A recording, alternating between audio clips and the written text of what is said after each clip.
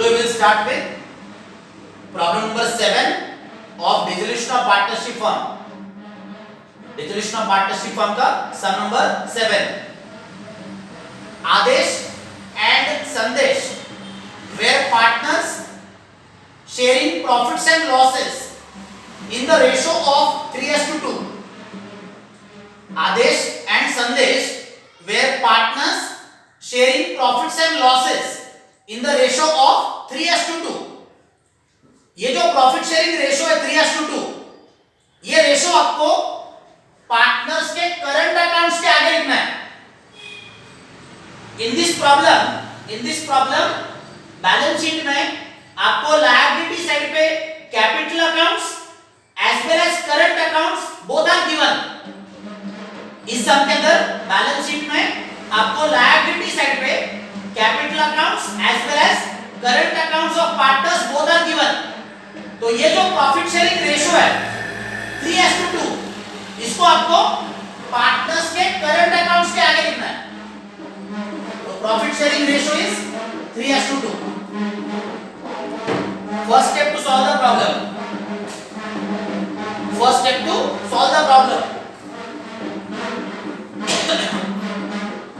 First step, enter the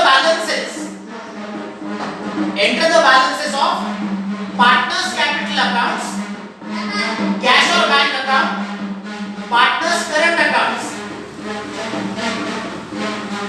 First step, enter the balances of partners capital accounts, partners current accounts, cash और bank account. तो balance sheet में asset side पे आपको cash and bank दिया है. Balance sheet में asset side पे cash and bank amount है 5000.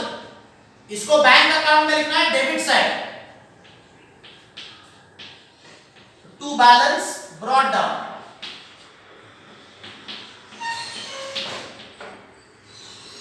एसेट साइड पे कैश एंड बैंक 5000, ये बैंक अकाउंट के डेबिट साइड पे लिखा है to balance brought down. Liability side पे कैपिटल अकाउंट्स, तो partners capital accounts credit side. Partners capital accounts credit side by balance brought down. Capital accounts है आदेश 20,000, संदेश 14,000. Capital account के फिगर्स आदेश 20,000, संदेश 14,000. बैलेंस शीट में जो करंट अकाउंट्स है, ये करंट अकाउंट्स का बैलेंस, तो partners current accounts credit side. Partners current accounts credit side by balance brought down. Adesh 3,000, Sandesh 2,000. ये हो गया आपका step number 1. Enter the balances. Bank account में लिखा है debit side to balance brought down. Balance sheet में एसेट साइड पे cash and bank के 5000, ये बैंक अकाउंट के डेबिट साइड पे लिखा है. लायबिलिटी साइड पे कैपिटल अकाउंट्स, इनको पार्टनर्स के कैपिटल अकाउंट्स के क्रेडिट साइड पे लिखा है बाय बैलेंस ब्रॉट डाउन. आदेश 20,000, संदेश 14,000.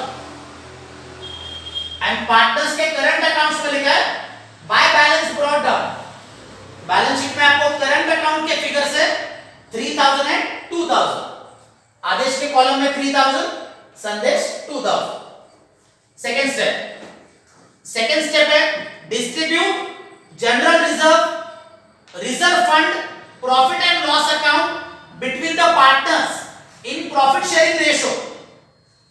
Second step, distribute general reserve fund, profit and loss account between the partners in profit sharing ratio. In this problem balance sheet में आपको general reserve fund, profit and loss account amount is not given.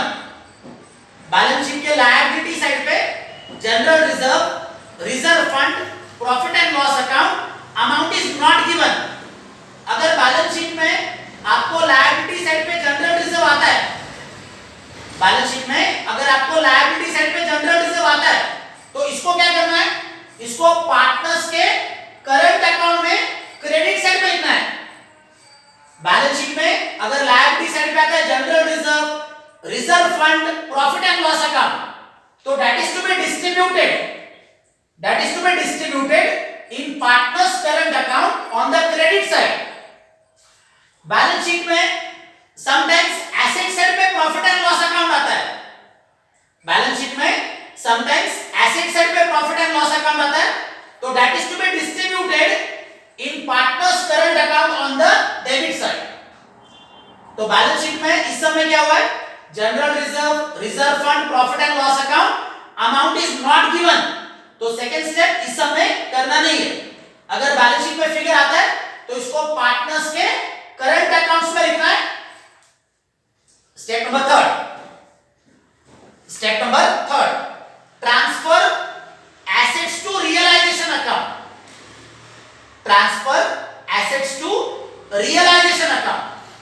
तो realisation account debit to assets account. तो realisation account के debit side में आपको balance sheet के सारे assets लिखना है। Stock in trade, debtors, bills receivable and furniture. Balance sheet में एसेट्स है stock in trade, debtors, bills receivable and furniture. तो realisation account debit side to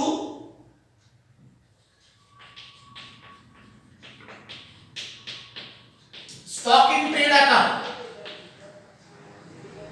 21,000 to debtors account 12,000 to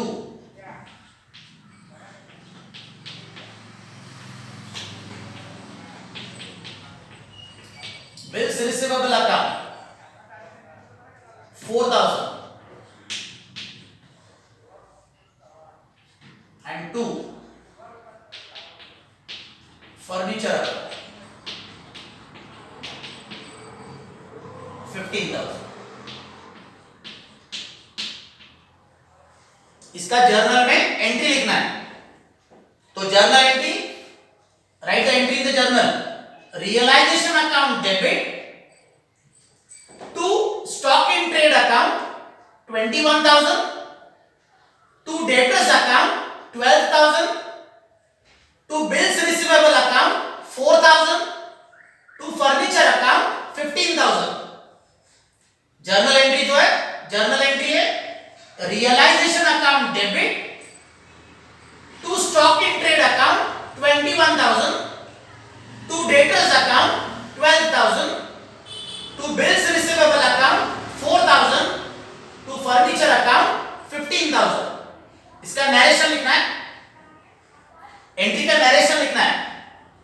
being assets transferred to realisation account, being assets transferred to realisation account.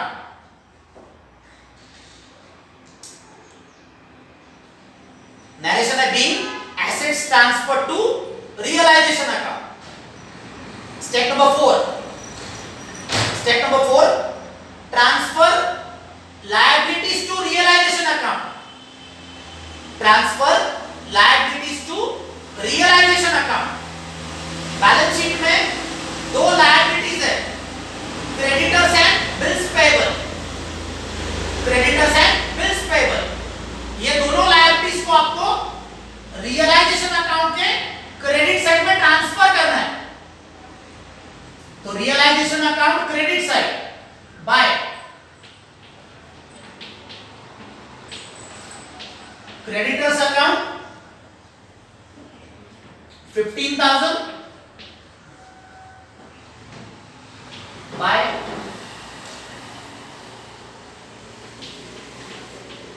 Bills payable account 3,000।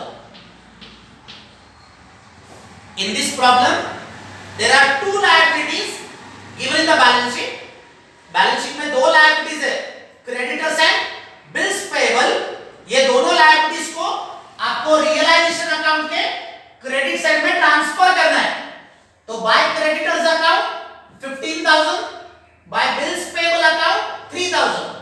इसका journal entry करना है।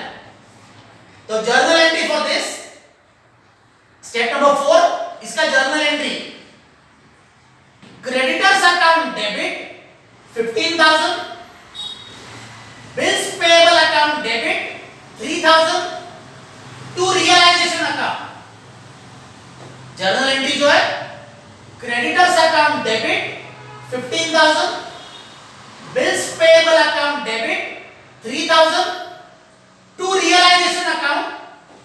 उसका narration, being liabilities transferred to realization account, being liabilities transferred to realization account. Step number 5, step number 5 है sale of assets. Step number 5, sale of assets. Balance sheet के नीचे आपको first adjustment है, balance sheet के नीचे का first adjustment, ये first adjustment आपका सेल ऑफ एसेट्स के लिए। तो first adjustment, assets were realised as follows, assets were realised, underline the word realised, realised का मीनिंग है सोल्ड। तो assets were sold as follows, furniture 12,000। तो सेल ऑफ एसेट्स का जो वर्किंग नोट है, ये वर्किंग नोट कंप्लीट करना है। Furniture 12,000, stock in trade 18,000,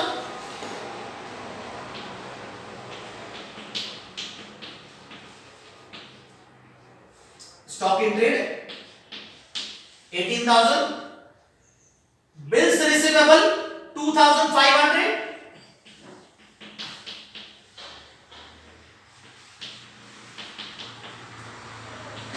bills receivable 2,500,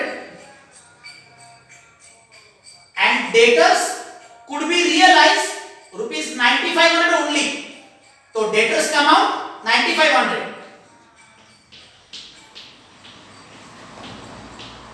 debtors 9,500।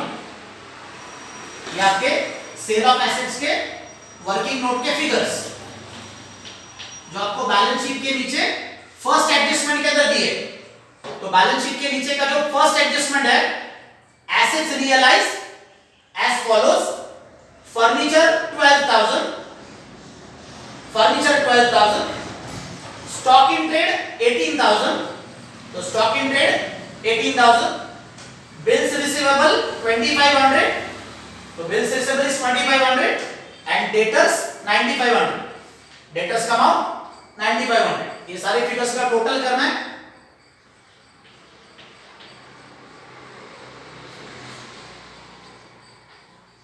The total amount आ गया सेल ऑफ एसेट्स का 42,000।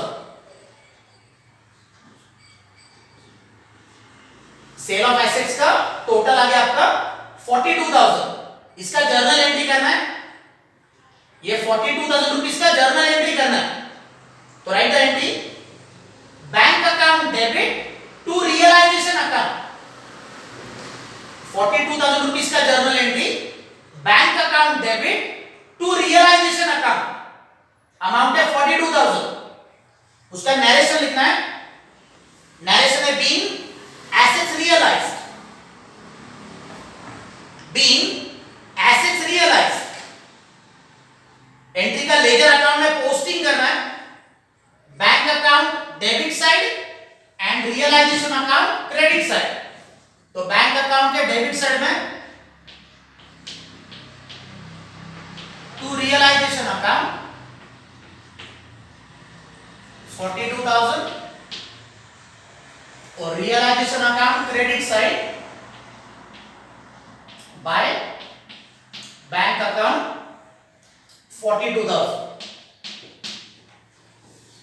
Bank account debit side to realisation account 42,000 and realisation account credit side by bank account 42,000। ये हो गया आपका step number 5, sale of assets.